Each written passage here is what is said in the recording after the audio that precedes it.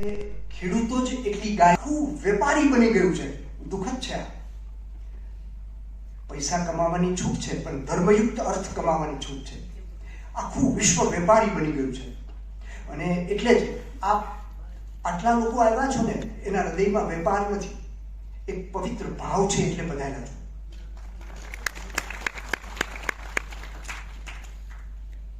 એક આખા ચેપ્ટરનું નામ યજ્ઞ પુરુષીય છે. ભગવાન ચરકે લખ્યું, જેનાથી આ શરીર ઉત્પન્ન થાય છે, જેની સંપત્તિથી, એની વિપત્તિથી જ શરીર બગડે છે. આહાર સૌથી મોટી વસ્તુ છે, અતિ ગંભીર ચીજ છે. મને યાદ છે કે જે દિવસે મારી માં જમતા, ત્યારે અમે એક ગામડાનો છું, અમારી મૂળ જમીન અને ખેતી છે, તો એ છાણાનો એક ટુકડો લઈ ઉપર ઘી ઉમી અને જે બનાવ્યું હોય એની ઉપર મૂકે અને જમજો ભગવાન એવું બોલ્યા પછી પીરસાવું. એ સંસ્કારો હતા કે તમે જે બનાવ્યું છે એને જ્યારે અગ્નિનો સંપર્ક થાય ને એનાથી જે ધૂમ નીકળે છે, એનાથી એ કેટલું સુગંધી છે એ ચારે બાજુ ખબર પડતી. આજના ભોજનને આ પરીક્ષામાં જો પસાર કરવામાં આવે તો 50% ભોજન પણ એ રીતે પુરવાર નહીં થાય. પોઈઝનથી ભરેલું છે. આ પોઈઝન શબ્દ યાદ આવ્યો એટલે કદાચ બહુ ઓછા લોકો, અમે આયુર્વેદ વાળા છીએ એટલે કદાચ અમે થોડુંક એ વિશે જાણીએ છીએ. રામાયણના એક પ્રસંગમાં ભગવાન રામને જ્યારે 18 વર્ષે જંગલની અંદર રાક્ષસોના રક્ષણ માટે લઈ જવામાં આવ્યા, ત્યારે કૈકેયી અને કૌશલ્યા સહિત, દશરથ સહિત રડતા હતા. ડર હતો કે શું થશે. વિશ્વામિત્ર એમને લઈ ગયા. 18 વર્ષે એમને બલાદી કર્મ કર્યું. વાંચો રામાયણમાં. એ બલાદી કર્મ એટલે બલા દ્વારા એમનું રસાયણ કર્મ કરવામાં આવ્યું. વિશ્વામિત્ર ખુદ રાક્ષસોથી રક્ષણ કરી શકે એટલા સક્ષમ હતા. વશિષ્ઠના શબ્દો છે. પણ રાજાનો ધર્મ છે, એને શીખવો જોઈએ એમ કરીને એ બંનેને લઈ ગયા હતા. વાત કરી રહ્યો છું. એ બલાનું વર્ણન ભગવાન ચરકે જ્યાં મૂક્યું છે, ત્યાં પેલું રક્ષણ, છોડને કોઈ વિષની પોઈઝનસ અસર ના હોવી જોઈએ. હું અહીંયા વિક્ટોરિયા પાર્કમાં દરરોજ જઉં છું. પુષ્કળ બલા છે. આપ ઝીણવટથી જોજો, અનેક પત્રો જીવાતોથી ખવાઈ રહી છે. આજે આપણે કેટલું પર્યાવરણ બગાડ્યું છે એનું દ્યોતક છે. સતત એ ચિંતન અને મનનનો વિષય છે. સોયાબીન આવી ગયું, જે કઠોળ આપણા પાચન તંત્ર પચાવવા માટે સક્ષમ નથી. એકચ્યુઅલી એવું છે, જ્યાં જે ઉત્પન્ન થતું એનાથી આપણું શરીર બનેલું હતું અને એ આપણા માટે ટેવાયેલું હતું. વિજ્ઞાન અને કેટલીક વસ્તુના ફાયદા ગેરફાયદા, ખેડૂતોને પણ આ ફાયદા ગેરફાયદા, એનો બધો વિચાર કરીને કહું છું ને કે વેપારી બની ગયા. વેપારી બનવામાં પણ વાંધો નથી. સારા ફળો ઉગાડી નથી શકતા. જે ફળ માટેની આપણી જમીન પવિત્ર છે, ત્યાંના ફળો આપણા માટે ખૂબ જ પવિત્ર છે. આજે સારા દાડમ જોતા હોય તો એ મળતું નથી. અનાર બહુ જ જાગૃત થવાની જરૂર છે. આ જીએમ ફૂડ જે એકચ્યુઅલી જેનેટિકલી મોડિફાઈડ અને જીન્સમાં આવડા મોટા પરિવર્તનો કરી રહ્યા છે. હું એમ કહું છું કે 7 પેઢી જોયા પછી સંતાન કેવું આવશે અને 14 પેઢીમાંથી કયા લક્ષણોને લઈને આવશે, કોઈ પ્રિડિક્ટ ના કરી શકે. એનો મતલબ જે થયો કે આ લોકો પણ રિસર્ચ કરશે, પેઢીઓ પછી એની આડઅસરો જોવા મળશે. આપણે ખબર છે, મારો એક વિદ્યાર્થી હતો, મેં કીધું કે દીકરા, આટલી આયુર્વેદનો વિદ્યાર્થી, આટલી નાની ઉંમરે તને આ કેન્સર કેમ થયું? એટલે એને માથું નીચું નાખીને કીધું કે સાહેબ, ગામડાની ભેંસોને દૂધ માટે સિન્ટોસિનોન નામનું ઇન્જેક્શન આપવામાં આવે છે અને એ ઇન્જેક્શનની આડઅસર કાર્સિનોજેનિક છે. આજે એક પશુપાલક પોતાના સ્વાર્થમાં પૂરો પારહો ગાય ભેંસ આપે એ હેતુથી એનું દૂધ, હવે એને કારણે કેવડા મોટા રોગો થાય છે. આજે આયુર્વેદના રિટાયર્ડ મેડિકલ ઓફિસરે મને પૂછ્યું કે સર, મારા દીકરાની દીકરી 7 મહિનાની છે, મારે દૂધ આપવું છે, ડોક્ટરો ના પાડે છે. મેં કીધું ના જ પાડે ને, એ ડાભણ છે. તમારે દૂધ પીવું હોય તો તમને પૂરી ખાતરી હોવી જોઈએ. પૂરા પૈસા આપો. પૂરા પૈસા એવી જગ્યાએથી દૂધ મેળવો કે જ્યાં ગાયો ફરતી હોય, ચરતી હોય, ગાય, ભેંસ, બકરી બધાનું આપણે જોતા જ નથી. આપણે વિચાર જ નથી કરતા કે આપણે કેવી રીતે આપણું યાપન કરી રહ્યા છે. સૌથી મોટો અને ખરાબ દાખલો દેતા મારા રોમ ઊભા થઈ જાય છે.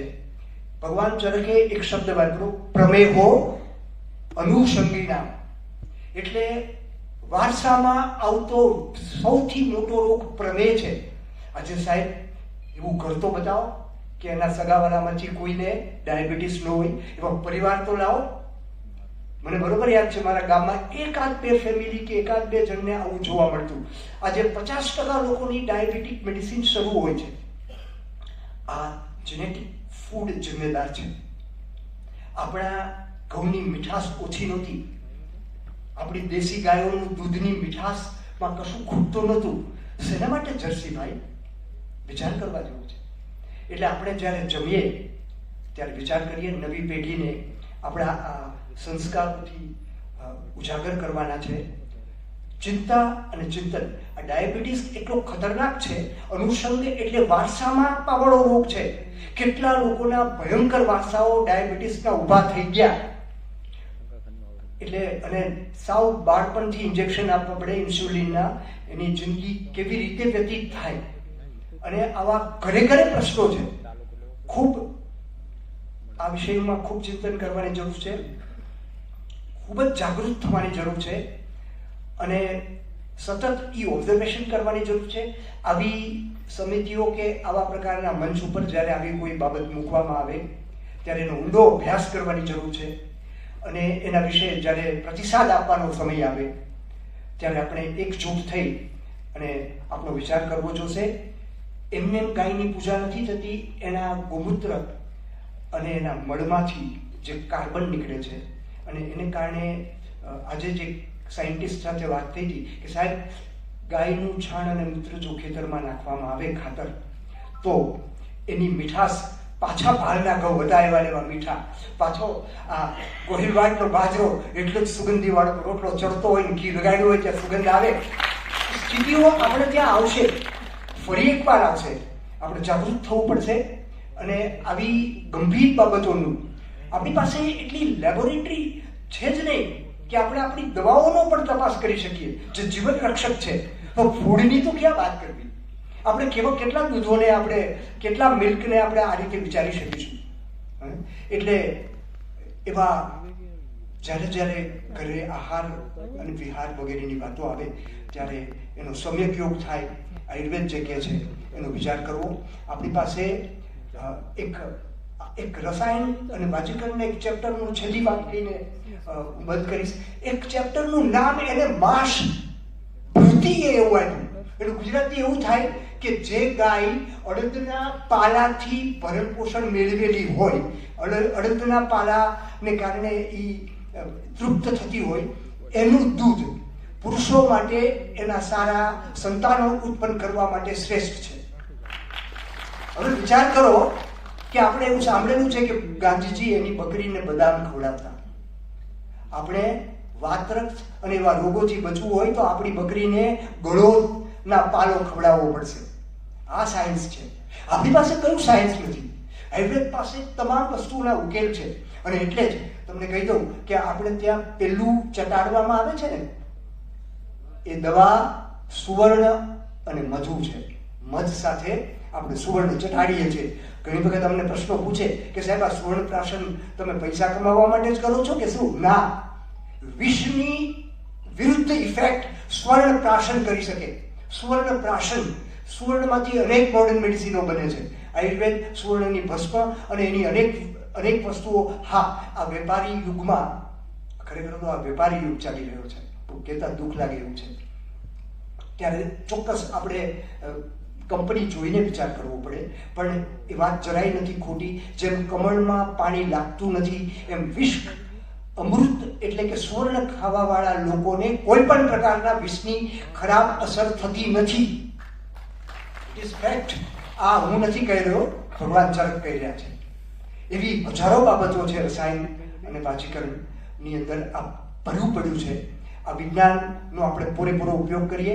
આ બધી સમિતિઓમાં આયુર્વેદના શ્રેષ્ઠ જ્ઞાતાઓ, વનસ્પતિ શાસ્ત્રના શ્રેષ્ઠ જ્ઞાતાઓ, કૃષિના શ્રેષ્ઠ જ્ઞાતાઓ સુપ્રીમ કોર્ટ એને મૂકે અને એ કમિટીમાંથી ભારત દેશ, માત્ર ભારત દેશ નહીં વિશ્વનું કલ્યાણ થાય એવા ભાવ સાથે વિરમું છું. નમસ્કાર. બાવાનો છે એટલે હું કોઈ બાવો નથી, હું ખેડૂત જ છું, ખેતી કરું છું. પણ ગાયત્રી પરિવાર સાધુ ખેતી કરું છું અને ગાયત્રી પરિવારમાં છું એટલે આ ડ્રેસ પહેરું છું. ખૂબ સરસ આ જેનેટિક ઉપર જે ચર્ચા થઈ છે. હું છેલ્લા 40 વર્ષથી ખેડૂતોની સેવા કરું છું. પહેલા કિસાન સંઘમાં હતો, અત્યારે છેલ્લા 8 વર્ષથી પ્રાકૃતિક ખેતી, જે સુભાષ પાલેકરજીએ સંશોધન કરીને આપેલી ખેતી છે, કોઈ પણ જાતના રાસાયણિક વગર ખેતી થાય અને ટોપ લેવલની ખેતી થાય અને એક ગાયથી ખેતી થાય, ગાયના આધારિત, ગાયના સંશોધનથી ખેતી થાય. આગળ જે સુવર્ણની વાત કરી તો ગાયને ખંધોલું છે અને એ ખંધોલાને સૂર્યપ્રકાશની હાજરીમાં એમાં સુવર્ણ પિત્ત ઊભું થાય છે એટલે ગાયનું દૂધ પીળું થાય છે અને એ પીળું એટલે સુવર્ણ પિત્ત છે. એટલે જે ગાયનું દૂધ અને ગાયનું ઘી ખાતા હોય એને કોઈ ઝેરની અસર ન થાય એવું આગળ વૈદરાજે કીધું આપણને. તો એ ગાય આધારિત ખેતી છે. તો એ ગાય આધારિત ખેતીની અંદર કોઈ પણ જાતનું રાસાયણિક વાપરવામાં નથી આવતું. પણ તમે અહીંયા જેટલા બેઠા છો એમાં ઘણા હશે પ્રાકૃતિક ખાવાવાળા, પણ હજી ખબર જ નથી પ્રાકૃતિક શું છે, કેવું ખાવું જોઈએ, કેમ નહીં, શું કરવા ખાવું જોઈએ. તો આ જીનેટિંગ આવ્યા પછી એટલે એની પહેલા રોગ લાગવું શરૂ થઈ ગયો હતો, અતિ રોગ લાગવા માંડ્યો હતો અને સંશોધન કરતા હોય એવું કીધું ખાડું આ તો એટલું બધું ખતરનાક થઈ જાય કે આપણું બી વહી જાય. એટલે એને બીની અંદર જેનેટિક નાખી અને આપણે દીધું, એટલે કે બહારથી ઝેર ન આપવું પડે તો અંદરથી જ આવવા દીધું અને એ આપણી સુધી પહોંચ્યું છે. કેટલું ખતરનાક છે. આજે લગભગ ગઈ સાલની હોસ્પિટલની જે તપાસ છે આપણી અમદાવાદ આખી બધી કેન્સરની 3% કેન્સર વધી ગયા છે, 3%. એટલે તમે સામાન્ય ન સમજતા. પંજાબ કરતા 1 નંબર આગળ આવી ગયા. પહેલા પંજાબથી વાહ્યા હતા, અત્યારે પંજાબથી આગળ આવી ગયા છે. પહેલો નંબર ગુજરાતનો છે. એટલા સહજ સુધી શું કરવા છે આ બધું? તો એટલું બધું ખેતીમાં ઝેર નખાય છે. આ બીજી આવ્યું ને ત્યારે કપાસમાં ઝેર ઈયળ નહોતી લાગતી, ત્યારે તો અમારે 40-50 મણ ઉતરતો હતો, પણ અત્યારે 3 ગણું ઝેર નાખવું પડે અને 15 મણ જ ઉતરે છે. ઉતારો ઘટાડી દીધો, દવાનું પ્રમાણ વધારી દીધું. કોણ કેવું સંશોધન મૂક્યું છે અમારી ઉપર, તો અમારા તો ખીચા ખાલી થઈ જાય છે. પણ ખીચા તો ખાલી થઈ જાય, પણ ખાનારના તો હાવ ખાલી થઈ જાય છે. અત્યારે તમે જે ખાવ છો વસ્તુ, જેટલી ખેતીવાડીની ખાવ છો એ ખાવા લાયક છે જ નહીં. તમને એક સામાન્ય દાખલો દઉં. ગાંધીનગરની આજુબાજુ કોબી બહુ થાય છે. ગાંધીનગરની આજુબાજુ કોબી થાય છે. ગાંધીનગરની આજુબાજુ કોબી થાય છે. તો હું એક હમણાં ગાંધીનગરની હતો એટલે મેં કીધું એક ખેડૂત મારો જાણીતો હતો, તો એને ખેતર ગયો તો એ કોબી ઉતારતા હતા. કોબી ઉતારે એટલે એના પાંદડા કાઢવા પડે, એટલે એટલા માટે ઝાંખા પડી ગયા એટલે માર્કેટમાં ઓછો ભાવનો આવે અને લારી ભરાતી હતી, પાંદડાના ઢગલા પડ્યા હતા. તો મને એ ઘરે ચા પીવા લઈ ગયો તો એની ઘરે પશુ બાંધ્યા હતા 8, 10, 15 અને એ જુવારની નિરણ ખાતા હતા. એટલે હું ખેડૂતનો દીકરો એટલે મેં કીધું એલા પાંદડા ઉતરે છે તો અત્યારે જુવાર ઉપરા બગાડશો, પાંદડા ખવડાય નહીં. તો મને ખેડૂત શું જવાબ દે છે, એ કે અમારી ભેંસો પાંદડા ન ખાય. મેં કીધું કેમ ન ખાય? એ કે એના સાંભળા ઉતરી જાય. તો તમને ખબર તો નહીં જ હોય કોબી કોણ ખાતા હશે. સમજાય છે આ પરિસ્થિતિ છે. આ પરિસ્થિતિ છે. અત્યારે જેટલા રીંગણા પકાવે છે ને એના ઘરમાં રીંગણા નથી ખાતા, જે રીંગણા પકાવે છે એના ઘરમાં રીંગણું નથી ખાતા, જેટલા મરચા પકાવે છે એના ઘરમાં મરચું નથી ખાતા. આપણે ખાઈએ છીએ. તો સમજી લેજો શું પરિસ્થિતિ છે. એટલે સુધી આ જેનેટિક વાળાએ આપણે સુધી ઝેર પહોંચાડ્યા છે. આ ઝેર જે પહોંચાડ્યા છે એમાં બચવાની તો શક્યતા બહુ ઓછી છે. આગળ સાહેબે એક વાત કરી, 10 વર્ષના છોકરાને એટેક. આજના પેપરમાં છે 10 વર્ષના છોકરાને એટેક. હવે સમજી લો કે આપણો વારો કેટલામો છે. અત્યાર સુધી તો આપણે કોકની ત્યાં ખરખરે જતા હતા, પણ આપણી ત્યાં નો આવી જાય એનું ખાસ ધ્યાન રાખજો. એવી પરિસ્થિતિ આવી રહી છે. તો આ જીનેટિક છે એ આપણા માટે ખૂબ ખતરનાક છે અને ખેડૂતોએ તો હવે સમજી લેવું જોઈએ. કારણ કે અમારા રાજપાલે છે ને આ પ્રચારમાં બહુ માસ્ટરી પકડી છે. તો હમણાં મને કે પ્રફુલભાઈ હું હોસ્પિટલની બધી ચેક કરાવ્યું તો એ ખબર પડી કે બહુ સારા કેસો વધી ગયા છે, પણ એમાં 70% ખેડૂતો છે. તો એ મને ખબર પડી. મેં કીધું શહેરવાળા જાતા હશે, પણ આ ખેડૂતની ઘેરે પહેલા ઉતરે અને પહેલું ખવાય અને ખેડૂત પહેલા વારો આવી ગયો છે. એટલે કહેવાનો આશય કે હવે અતિ વધતું જાય. આપણે જાગૃત માણસો નહીં જાગો તો આ શક્ય નથી. ખેડૂતોનું એટલું બધું શોષણ થઈ ગયું છે કે ખેડૂતોમાં 1 રૂપિયો પણ વધતો નથી, ખેતીમાં 1 રૂપિયો વધતો નથી. એટલે પાલેકરજીએ ખર્ચ વગરની ખેતી, ઝેર વગરની ખેતી આખી શીખવાડી અને પ્રાકૃતિક ખેતી જેની અંદર ઝેર નથી આવતું, કોઈ પણ જાતનું ઝેર વપરાતું નથી, એવી ખેતી આખી શીખવાડી. પણ તો એમને એવું હતું કે આનું ખર્ચ વગરની છે તો પૈસા તો વધશે ને, પણ 20-25 હજાર વધે. હવે અમારા ખર્ચા બધા ખેતીના એવા થઈ ગયા છે કે 50,000 સુધી વયા ગયા, 40-50,000 સુધી. એટલે એ બધું નથી. હમણાં અમને પાલેકરજી એક અલગ કામ આપ્યું, એનું નામ છે પંચસ્તરીય બાગવાની. પંચસ્તરીય બાગવાની જેની અંદર 15 જાતના ફ્રૂટ હોય, 15 જાતના શાકભાજીના ધાન હોય અને આ બધીમાં કશું નાખવું ન પડે, નો હાથી આંકવું પડે, નો નીંદવું પડે, ન કોઈ દવા, ન કોઈ ખાતર.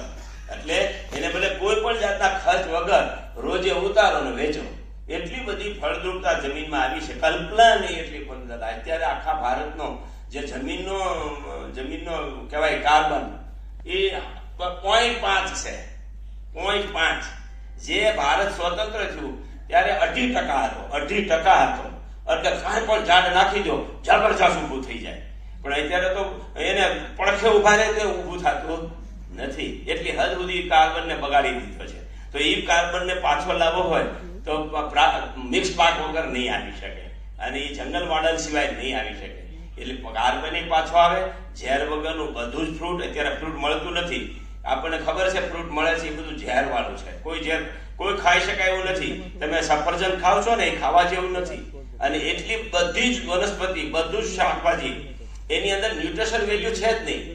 ન્યુટ્રિશન વેલ્યુ જ નથી.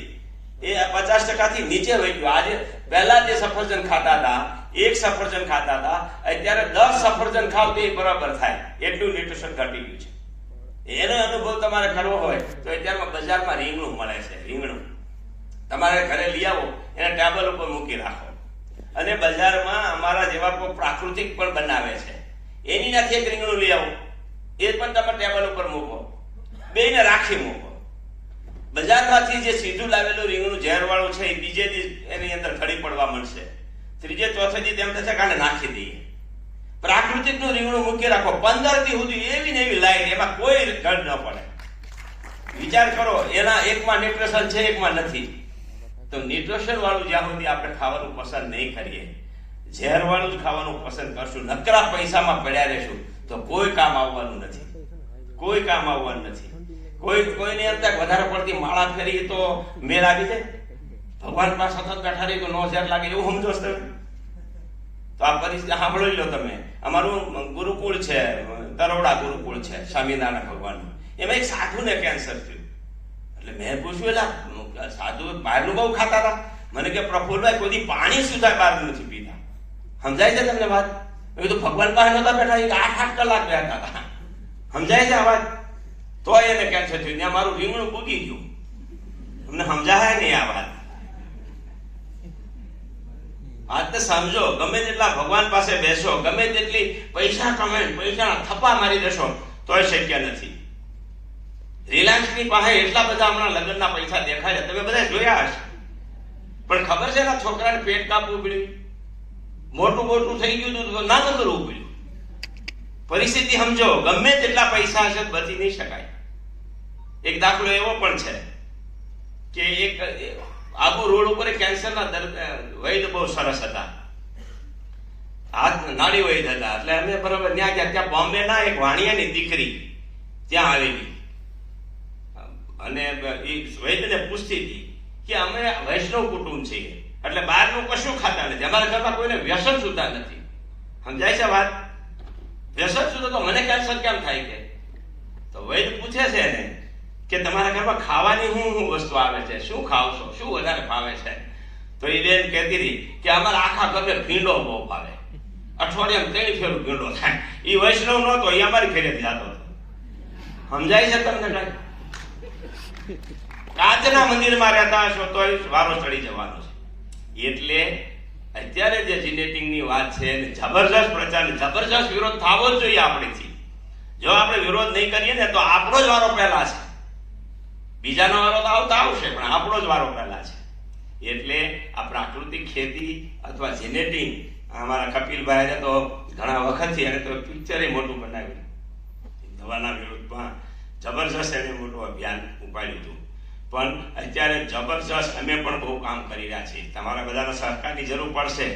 અત્યારે રાજ્યપાલની હારે સરકારની સાથે અને અમારું બહુ મોટું યુનિટ થઈ ગયું છે, જબરજસ્ત યુનિટ. 5 ગામ દીઠ એક અમારા પ્રચારક છે પ્રાકૃતિકનો. અને અત્યારે આખા ગુજરાતની અંદર 18,000 ગામની અંદર અમારે પ્રાકૃતિકનું મોડલ ઊભું થઈ જાય એવી તૈયારી ચાલે છે. જલ્દીમાં જલ્દી ખેડૂતો આમાં પકડાય એવી તૈયારી છે.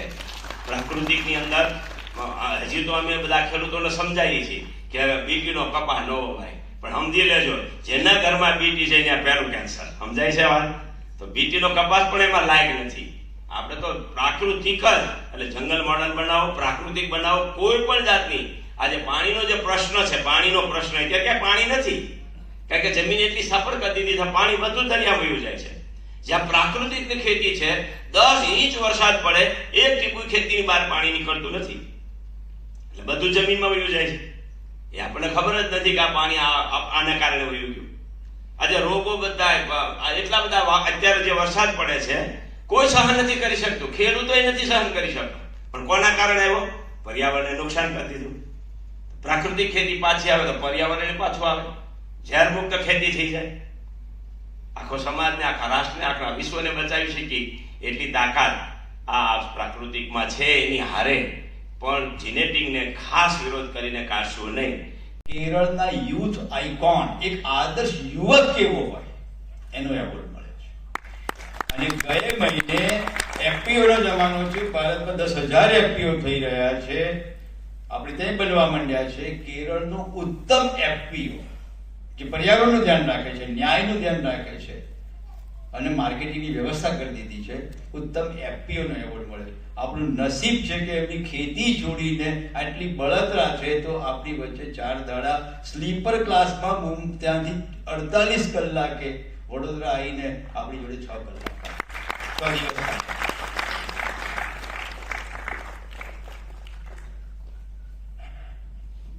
साथियों, परिचय शायद मेरा थोड़ा लंबा चला. अच्छी बात की होंगे, कपिल भाई है, प्रिय मित्र है.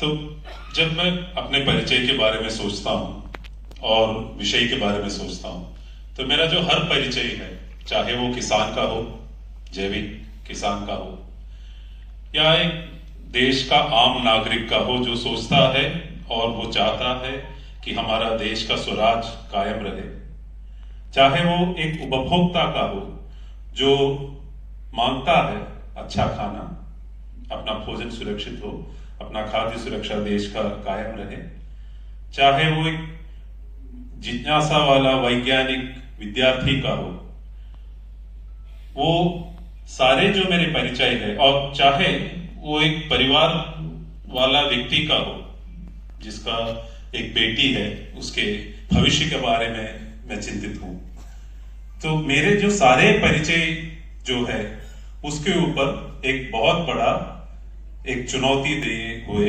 आ रहा है, एक टेक्नोलॉजी.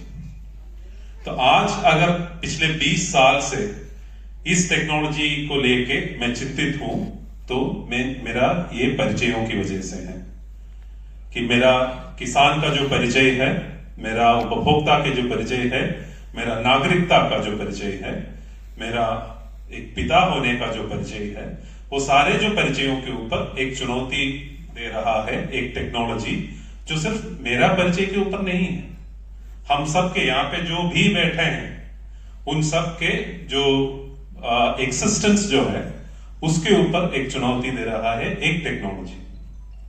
और वो टेक्नोलॉजी इस देश में पिछले 26 साल से इस देश में है. उसमें हमने शायद एक ही रूप देखा है उसका, जो बीटी कपास के रूप में देखा है, लेकिन आज के हमारे सारे जो फसल है उसके ऊपर आज उसका टेस्ट चल रहा है। उसमें कोशिश चल रहा है कि हर जो हमारे फसल है उसको जेनेटिकली मॉडिफाई किया जाए। मतलब हमारे जो सारे खाने का जिसके बारे में हम सोच हो रहे हैं देश के कहीं ना कहीं हो रहे हैं। और ये एक ऐसा टेक्नोलॉजी है, कल अहमदाबाद में था CE सेंटर फॉर जो एनवायरमेंटल एजुकेशन है, देश का जाना माना एक संस्था है जो ठोस मुद्दों के ऊपर बहस का जो एक फैसिलिटेशन वो करने की कोशिश करते हैं। CE इसलिए भी इस मुद्दे को लेके बहुत इंपॉर्टेंट है क्योंकि देश में जो पहला जैव परिवर्तित जो खाने का फसल आया था बीटी बैंगन, आप सब शायद जानते होंगे बीटी रिंगन के बारे में, और कितना बड़ा एक आंदोलन चला था जनमानस उसके खिलाफ, देश के जो नागरिक है उसके खिलाफ, बीटी ब्रिंजोल के खिलाफ एक बहुत बड़ा आंदोलन चला था। तो उस टाइम पे CE, उस टाइम पे जो केंद्र सरकार है उन्होंने CE को वो जिम्मेदारी सौंपा था कि पूरे देश में कंसल्टेशन हो, आम नागरिक के साथ, वैज्ञानिक के साथ, किसानों के साथ बातचीत हो और पूछे, बताएं कि इसका उनका क्या राय है इसको लेके। और पूरा राय सुनने के बाद उस टाइम में 2010 में उसके ऊपर रोक दिया गया था। वो भी एक सोचने वाली बात है कि पूरे देश ने एक बार तो सोचा था GM फसलों के बारे में, और जब सोचा था उस टाइम पे पूरे देश ने डिसाइड किया था कि हमें ये नहीं चाहिए। लेकिन कहानी वहां रुक नहीं रहा है। 2010 के बाद 24 साल के बाद उनके तरफ से जो GM फसल तैयार करते हैं उनके तरफ से कोशिश जारी है कि किसी ना किसी तरह इसको अंदर लाया जाए। तो GM सरसों के रूप में आ रहा है, GM मक्के के रूप में आ रहा है, HT क्रॉप्स के रूप में जो नींदनाशक जिसको जिसके साथ जो काम कर सकते हैं, वीडसाइड्स के साथ जो काम करते हैं, वैसे फसलों के रूप में आ रहा है। तो कोशिश तो उनके साइड से जारी है। और क्यों ना जारी होंगे, क्यों ना जारी होंगे जब बीजों का जो बाजार है इस देश का वो अरबों करोड़ों का है। और ये बीजों के बाजार की बात नहीं है, ये इस देश के खाने के बाजार की बात भी है। तो और ये सिर्फ खाने और बीजों और खेती की बात भी नहीं है, ये इस देश के स्वराज की बात भी है। तो अगर भारत जैसा एक कृषि प्रधान देश जो है उसके ऊपर कब्जा चाहिए तो किसके ऊपर कब्जा चाहिए? किसके ऊपर बताइए? बीजों के ऊपर, क्योंकि बीज ही खेती का मूल्य वस्तु होता है। तो बीजों के ऊपर कब्जे का जो कोशिश है उसका सिर्फ एक तकनीक, एक टूल है जेनेटिक मॉडिफिकेशन। देखा जाए तो बातें बड़े बड़े करते हैं जो ये तकनीक टेक्नोलॉजी लाते हैं, बातें बड़ी बड़ी करते हैं। मैंने CE का बात जिक्र इसलिए किया कि कल हम वहां पे थे और वहां पे ये कंसल्टेशन का एक प्रोसेस चला था और वहां पे बीज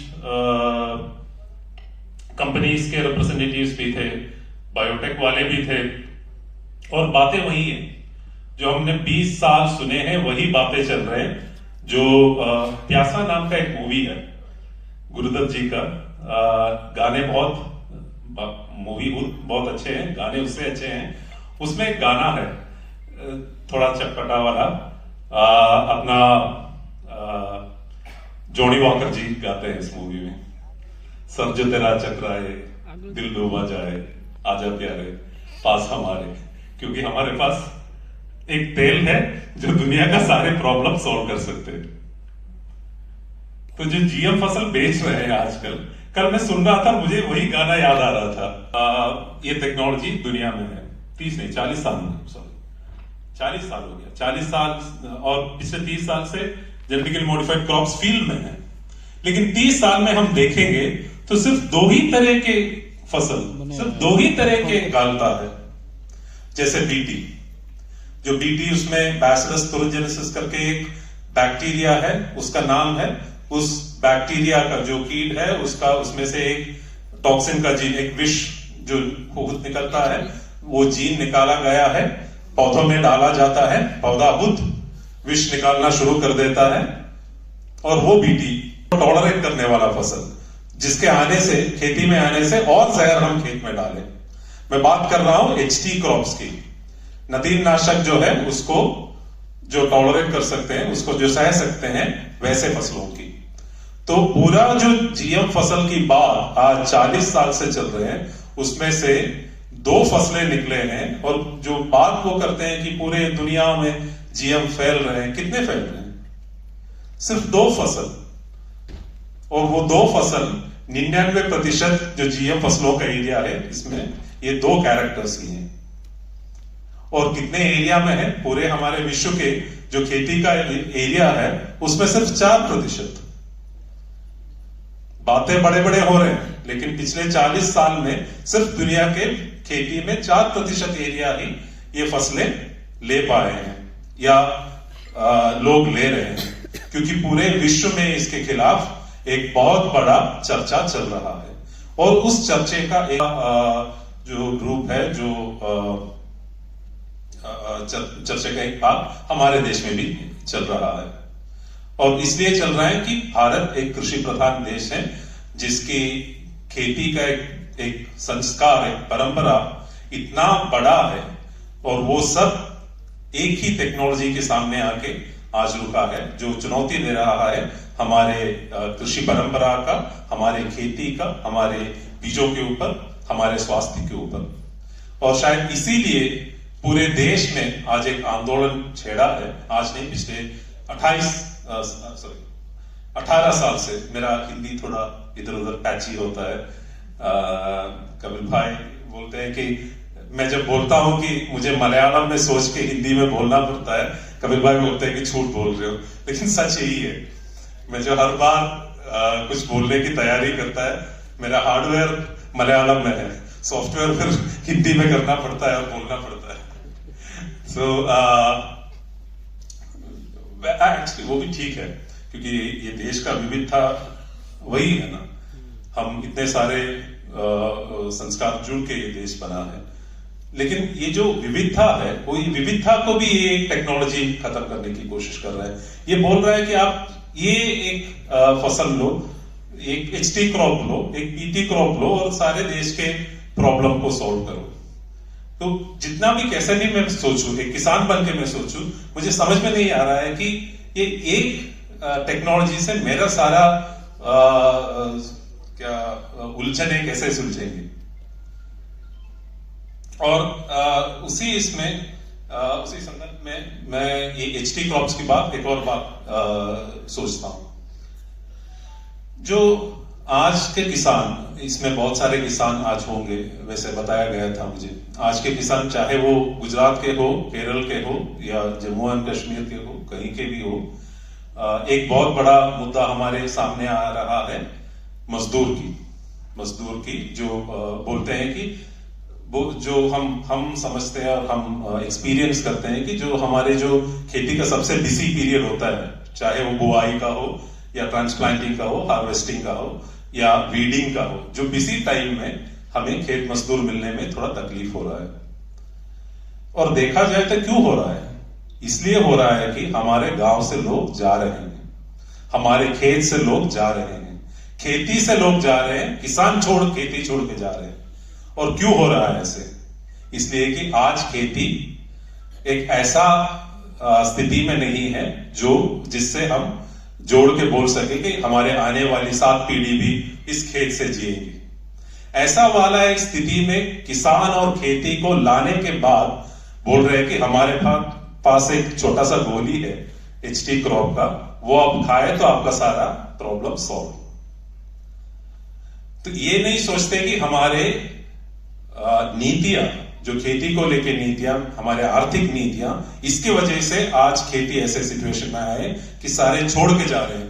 एक एचटी क्रॉप लाने से या एक नदीनाशक लाने से उसका सोल्यूशन नहीं होगा। हम अगर वो लाते हैं तो अमेरिका में जो हो रहा है वही स्थिति में हम जाएंगे। क्या हो रहा है अमेरिका में? अमेरिका एक ऐसा देश है जहां जिस 40 वर्ष का जीएम फसलों की मैं बात कर रहा हूं, उसके 40 वर्ष अमेरिका में बीते हैं। अमेरिका से निकल के आया है टेक्नोलॉजी, और अमेरिका के जो बड़े बड़े कंपनियां हैं वही ये टेक्नोलॉजी को आज भी आगे लेके जा रहा है। वहां का सरकार भी उनसे मिला हुआ है और बड़े बड़े कंपनियों के लिए ही ये टेक्नोलॉजी बना है। तो अगर आप वहां के खेती को देखेंगे, हमारे देश में अभी भी 60% जुड़े हैं। अमेरिका में सिर्फ 1% पूरे उनका जो पॉपुलेशन का 1% लोग खेती से जुड़े हैं। वहां का छोटे किसान 1000 एकड़ करता है। हमारे यहाँ का छोटे किसान 1 एकड़ भी अपने पास नहीं होते हुए भी खेती करता है। तो वहां के वो सिचुएशन में जो चाहिए वही वाला टेक्नोलॉजियां आज यहां पे लाने का कोशिश चल रहा है। और वहां का सिचुएशन अभी क्या हो रहा है, मैं वापस ये हर्बिसाइड्स के पास इसलिए जा रहा हूं कि ये आने वाले समय में हम सबके लिए सबसे बड़ा एक मुद्दा बनने जा रहा है। जो वीडिसाइड नदीमनाशक है, वो नदीमनाशक शुरू हुआ था 1946 में, 1946 में। और उस टाइम के एक नदीमनाशक है, आज हमारे देश में वो बहुत दिखने लगा है, 2,4-D। आप में से किसी ने देखा होगा, यूज भी किया होगा, पता नहीं। लेकिन 2,4-D एक पहला नदीमनाशक था जो दुनिया में आया था, वो अमेरिका में आया था। आज इतने साल के बाद, आज 80 साल हो गए उसके, और इस टाइम पे वहां के किसान का सबसे बड़ा प्रॉब्लम है कि जो 2,4-D जिस खरपतवार को, जिस नदीम को नाशक करने के लिए लाए थे, वो नदीम 2,4-D से भी नाश नहीं हो रहा है, उसके जितने पीढ़ी उसके बाद जो रसायन आए उससे भी नाश नहीं हो रहा है। नदीम जो है, जो खरपतवार जो है, वो रेसिस्टेंट हो गया है। जितना भी आप रसायन डालो कोई फर्क नहीं पड़ रहा है। जो सुपरमैन बने है ना, वैसे सुपर वीड्स बन रहे हैं। आज अमेरिका का खेती का सबसे बड़ा चुनौती ये सुपर वीड्स है। उसको कुछ भी करे, कोई भी रसायन उसके ऊपर छिड़के, वो मर नहीं रहे हैं। क्योंकि जो पौधा है और जो हमारे जो कोई भी जीवी हो, उसके ऊपर आप निरंतर उसके अंदर के जीन्स भी सीखेंगे कि कैसे हम इससे बचे। तो वैसा एक सिचुएशन आ गया है कि जितना भी किसान नदीमनाशक डाले, वहां पे नदीम कंट्रोल नहीं हो रहा है, वीड्स कंट्रोल नहीं हो रहा है। और आज के टाइम पे बोला जाता है कि $100 बिलियन का नदीमनाशक का इस्तेमाल आज करने पड़ रहे हैं वहां के किसानों को। भारत में पिछले 10 साल में नदीमनाशकों का इस्तेमाल ज्यादा हो रहा है, और इसके साथ आ रहा है नदीमनाशक को टॉलरेट करने वाले जीएम क्रॉप्स भी। तो ये एक षड्यंत्र है जिसमें बीजों की कंपनियां, अगर आप बीजों की कंपनियों को देखेंगे, वही कंपनियां, मोनसेंटा हो या सिंजेंटा हो, बायर हो, कोई भी बीजों की जो बड़े कंपनी देखेंगे, वही कंपनी है जो ये नदीमनाशक भी बेच रहे हैं। तो उनको मुनाफा ही मुनाफा है। बीज बेचो, उससे पैसा लो, और जो वो बीज अगर काम पे आना है तो ये रसायन यूज करना है, उससे भी पैसा लो। बिल्कुल, बायर की बात करेंगे तो वो सिर्फ एक एग्रोकेमिकल कंपनी नहीं है, बायर फार्मास्यूटिकल कंपनी भी है। तो कपिल भाई याद दिला रहे थे कि कल आपको हर्बिसाइड यूज करके कुछ प्रॉब्लम हो तो आप वहां जाएंगे, वहां जो आपको दवाई मिलेगा वो भी बायर का है। तो आप कुछ भी करो, इन मल्टीनेशनल कंपनी के पंजे से बाहर नहीं निकाल पाए, वही उनका कोशिश है। और उसी का एक टूल है, एक शस्त्र है उनके लिए, ये जीएम फसलें। तो देश को आज जागरूक होने का एक वजह है, क्योंकि आज हम जागरूक नहीं हुए। आज इसलिए एक वजह की बात इसलिए कर रहा हूं कि डॉक्टर सुमन जी ने बताया था कि कैसे सुप्रीम कोर्ट का एक ऑर्डर आया है कि देश में एक नीति हो जीएम फसलों को लेके। लेकिन हम मानते हैं कि जीएम फसलों को लेके नहीं नीति होना चाहिए, क्योंकि आज जीएम फसलों के रूप में ये सब विनाश आ रहा है, कल किसी और रूप में आएगा, परसों किसी और रूप में आएंगे।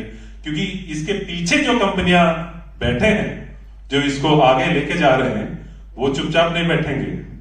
बात मुनाफे की है, अरबों करोड़ों रुपए की मुनाफे की है, तो वो चुपचाप नहीं बैठेंगे। आज आप जीएम बीटी कपास को रोकेंगे, बीटी बैंगन को रोकेंगे, जीएम मस्टर्ड को रोकेंगे, कल वो कुछ और लाएंगे, ऑलरेडी ला रहे हैं, बातें चल रहे हैं। तो ऐसा एक नीति जो एक कवच बने इस देश के लिए, जिसमें कोई भी ऐसे टेक्नोलॉजी आए तो वो सवाल उठाए, वो सवाल करे कि क्या ये टेक्नोलॉजी, ये ऐसे जो नए नए चीजें आ रहे हैं, वो देश के हित में है कि नहीं।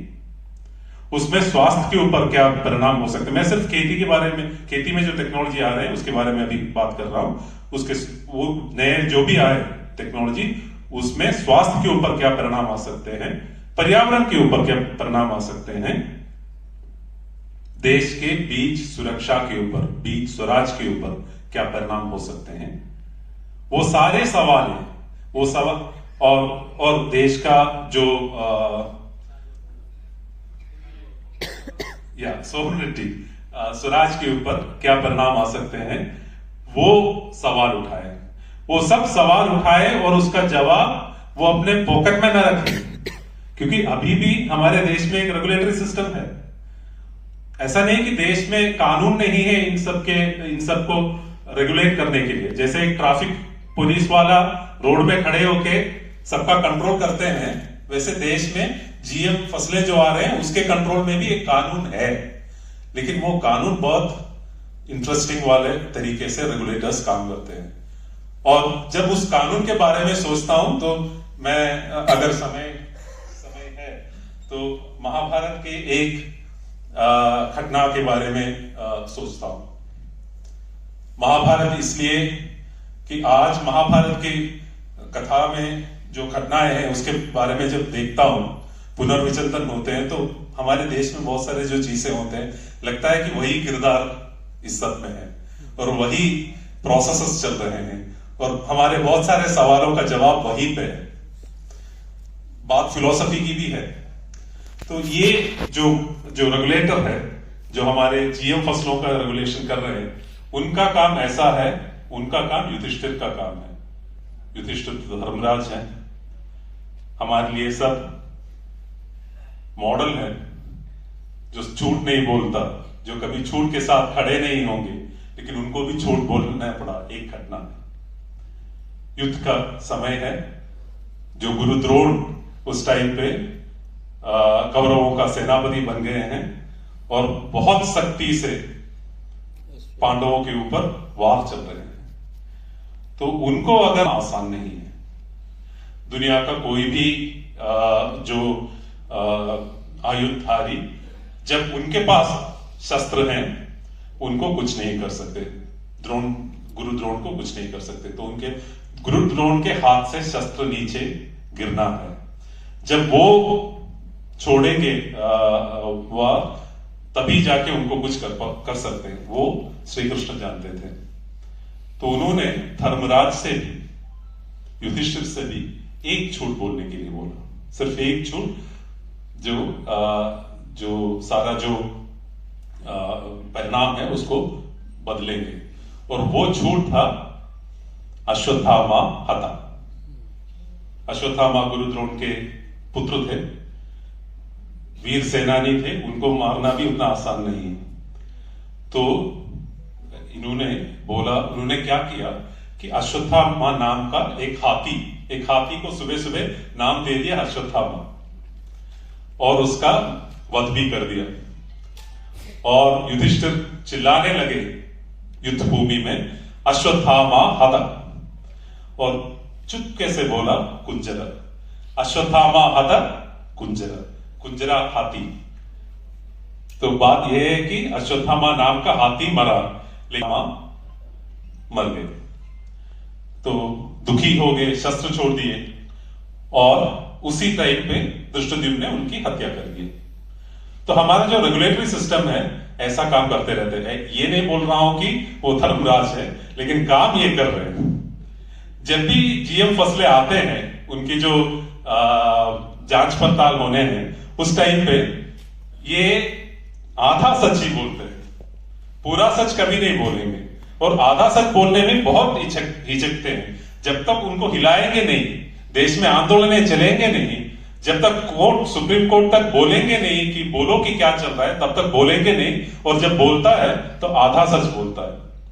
ये आधा सच की बात मैं इसलिए कर रहा हूं कि जीएम सरसों का जो लास्ट में जो जीएम फसल हमारे यहाँ पे परमिशन के लिए आए हैं, जो कल्टीवेशन की परमिशन के लिए आए हैं, वो है जीएम सरसों। और जीएम सरसों में एक ऐसा छेड़छाड़ हो रहा है जिसमें मेल्स को, उसके जो वो सीड प्रोडक्शन के लिए बोला जाते हैं, और मेल्स को स्टेराइल किया जाता है, जिसमें हाइब्रिड पैदा करने की वो एक टेक्निक है। लेकिन उसके साथ साथ एक और जीन डाला हुआ है जो खरपतवार नाशक को ये टॉलरेट करने, सहने के लिए है। तो ये जो अपना रेगुलेटर है, उसने बोला था अरे ये तो सीधा साधा जीएम फसल है, वो एक हाइब्रिड बनाने की कोशिश कर रहे हैं, उसमें कोई भी जीन ऐसा नहीं आ रहा है जिससे आपको तकलीफ होगा। आपका जो बीज जो आ रहा है उसमें कोई भी जीएम का कुछ तत्व नहीं है। लेकिन सच जब देखते हैं, उनके जो बायोसेफ्टी रिपोर्ट निकालने में साल लग गए, 4-5 साल लग गए, और कोर्ट में केस लग गए वो बायोसेफ्टी डेटा निकालने में। और डेटा जब देखते हैं तो इसमें एक और जीन पड़ा है, जो फाइनली जो खेत में आ रहे हैं उसमें एक और जीन पड़ा है जिसके बारे में अपना रेगुलेटरी सिस्टम बोल नहीं रहे, और वो जीन है खरपतवार नाशक को सहने का। मतलब किसान जब ये यूज करेंगे तो इसके साथ साथ नदीन नाशक का भी यूज होगा, और वो नदीन नाशक किसका है? दुनिया का सबसे बड़ा एग्रोकेमिकल कंपनी आज के टाइम पे जो है बायर, उसका। तो ये आधा सच बोलने वाला एक रेगुलेटरी सिस्टम, ये झूठ के दुकान खोले हुए जो बायोटेक के सीड बीज के कंपनीज है, वो सब चला रहे हैं आज का जीएम फसलों का सिस्टम।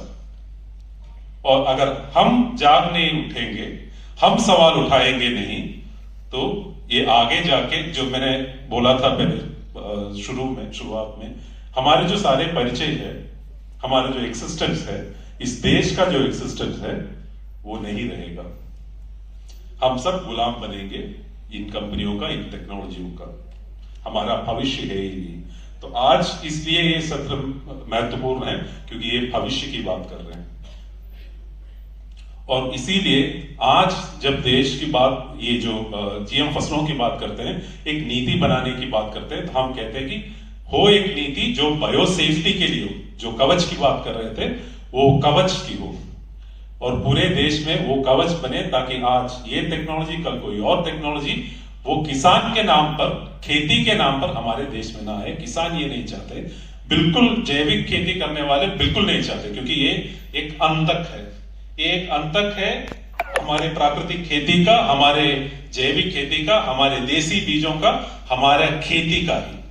तो उस अंतक के खिलाफ आवाज उठाने के लिए हम आए थे।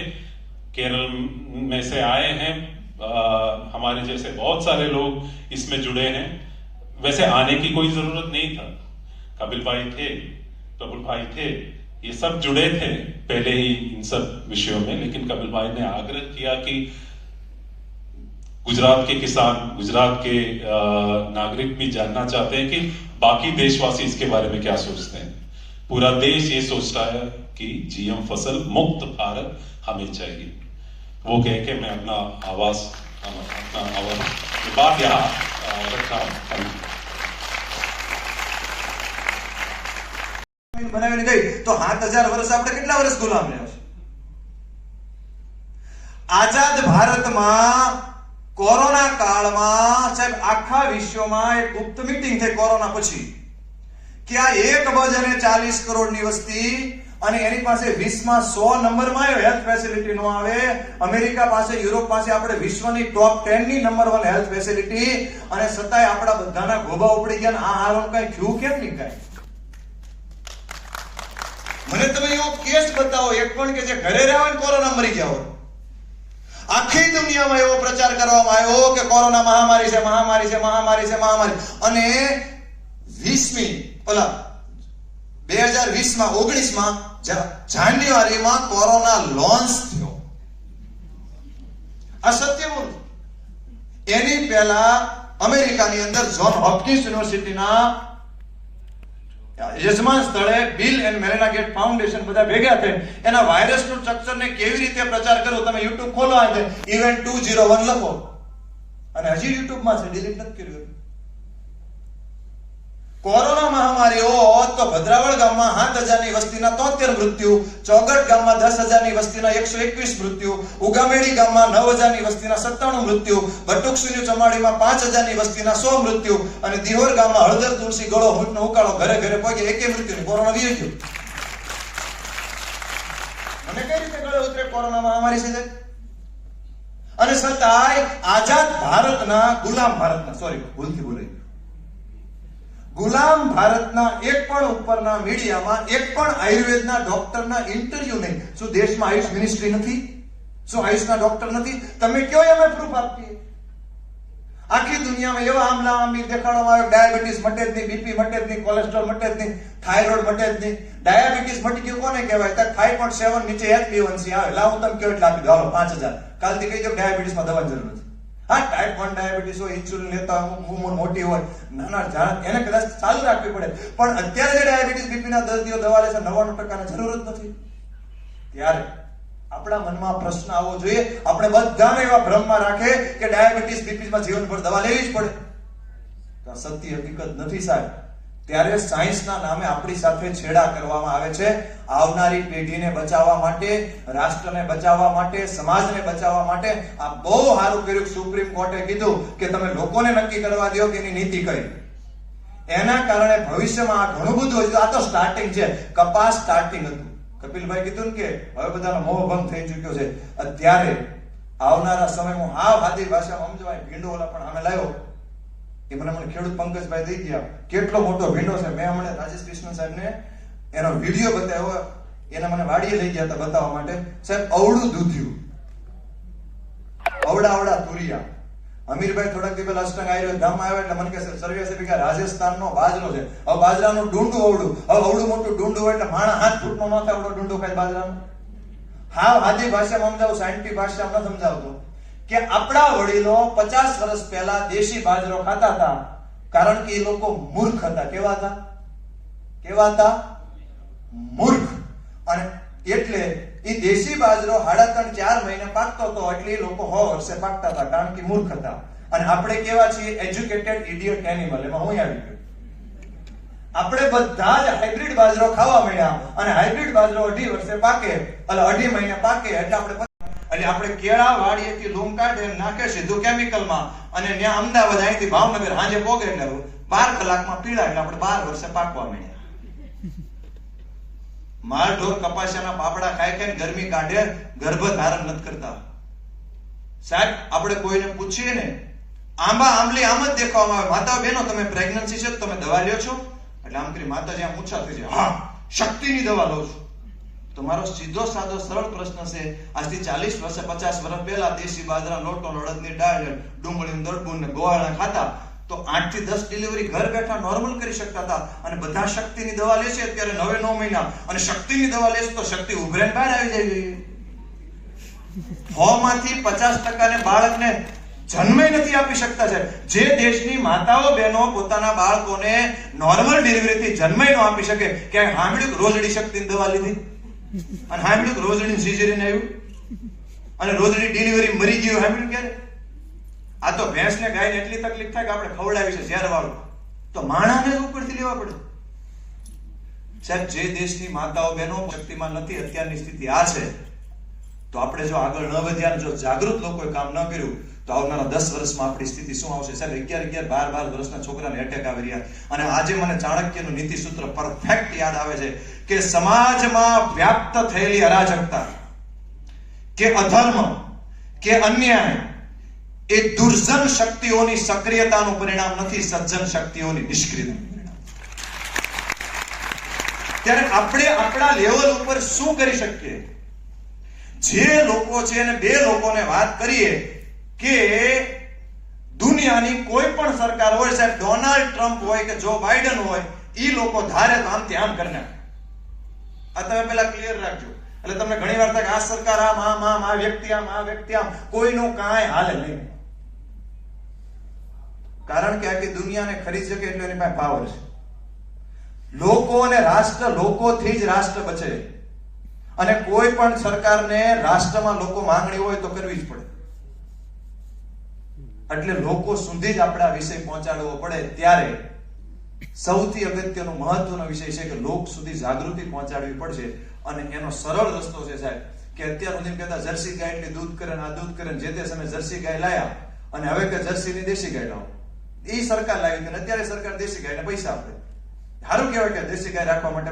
અને મહારાષ્ટ્ર સરકારને તો દિલથી અભિનંદન કે ગાય માતાને રાજ્ય માતાનો દરજ્જો. તો ગુજરાત સરકારને પ્રાર્થના કરું, જેંજડિયા સાહેબને કહું કે આપણે 158 સીટ આપીએ તો ગુજરાત બીજું થવું જોઈએ. અને એક ગાય દીઠ 50 રૂપિયા એટલે સારી બાબત કહેવાય. અને ધીમે ધીમે ગુજરાત થાય, મધ્યપ્રદેશ થાય, રાજસ્થાન થાય, ઘણા બધા થાય અને કાલ સવારે રાષ્ટ્ર માતાનો પણ દરજ્જો પ્રાપ્ત થઈ શકે. આપણી જાગૃતિનું પરિણામ દીધું છે. ત્યારે હવે જર્સી ગાયને કાઢવાનું અભિયાન આવે છે. જર્સી કાઢો, દેશી બાંધો, જર્સી કાઢો, દેશી બાંધો. તો લાવ્યા જ ન હોય તો પહેલેથી નહીં. આંબા આંબલી બતાવો, ખબર તો આંબા આંબલી બતાવવામાં છે. કપિલભાઈ કીધું બહુ સાચી વાત છે. આંબા આંબલી બતાવવામાં, આમ ફાયદો થાય, આમ ફાયદો થાય, આમ ફાયદો થાય, આમ થાય. એનું સાઈડ અસર બતાવવામાં આવતી નથી. એવી જ રીતે રાસાયણિક ખાતર અને જંતુનાશક દવા, આ ક્રાંતિ થઈ જાય, આ ક્રાંતિ થઈ જાય, આ ક્રાંતિ થઈ જાય અને અત્યાર પાછું એ જ મુદ્દા હવે કે દેશી ખાતર અપનાવો. આવી જ રીતે બીટીમાં ખાવાનું છે સાહેબ. અને થયું કપાસમાં આપણે જોઈ લીધું છે.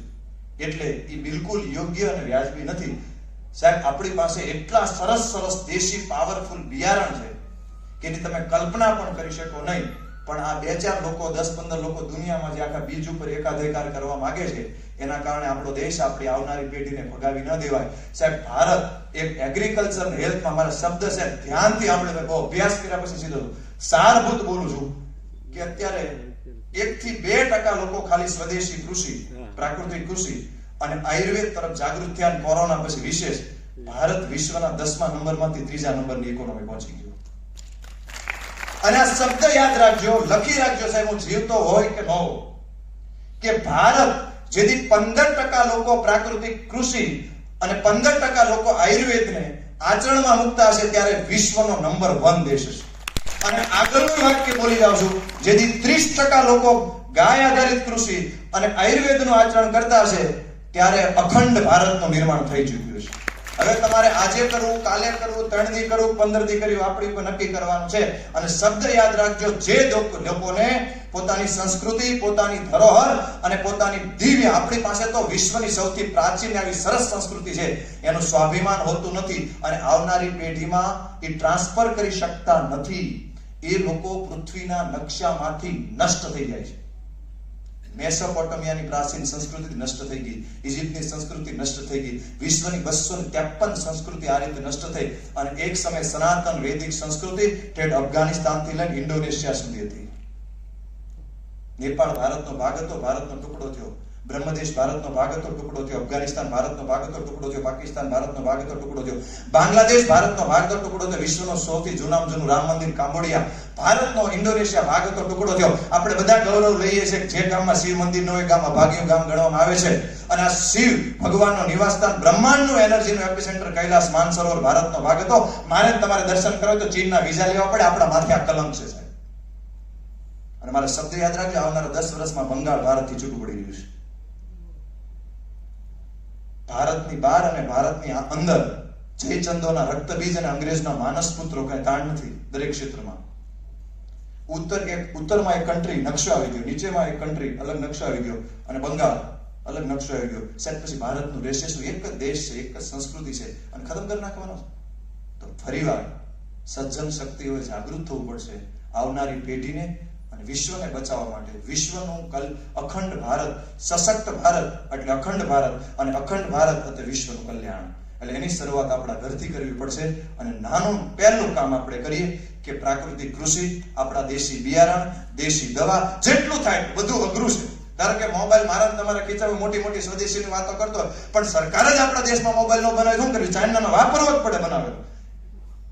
કોઈ પણ કંપની મોટા ભાગના મોબાઈલ ચાઇના. ત્યારે સ્વદેશી કૃષિ, સ્વદેશી વસ્તુનું સ્વાભિમાન કરવું પડશે, લોકો સુધી પહોંચાડવું પડશે. સોશિયલ મીડિયાના માટેનું બહુ જ મોટું બ્રહ્માસ્ત્ર. આમાં જેટલા લોકો બેઠા નાનું તો કામ ના કરી શકીએ કે આપણે જે કઈ આ કપિલભાઈ સાહેબ સરસ મજાની પીડીએફ સમજાવશે શ્રેણિકભાઈ કે કઈ રીતે આપણે બધાને મળે, એમાંથી એક સ્ક્રીનશોટ લઈ અને આપણે મૂકી શકીએ. મારે ધારો કે મારા દર્દીનું સીધું વોટ્સએપમાં 60,000 લોકો સુધી મેસેજ જાય તો અમે એમાં મોકલીએ છીએ. તો પહેલો આપણે એક સ્ટેટસ ભારત હવે આપણું મૂકી દે, હું કેવો લાગુ છું ને કેવું લાગુ, મારો બર્થડે છે ને મારો આ છે, આ રેશું તો બર્થડે ઉજવતા 30 વર્ષ પછી બંધ થઈ જાય, કોઈ બર્થડે નહીં ઉજવે કે કોઈ યજ્ઞ નહીં કરી શકે.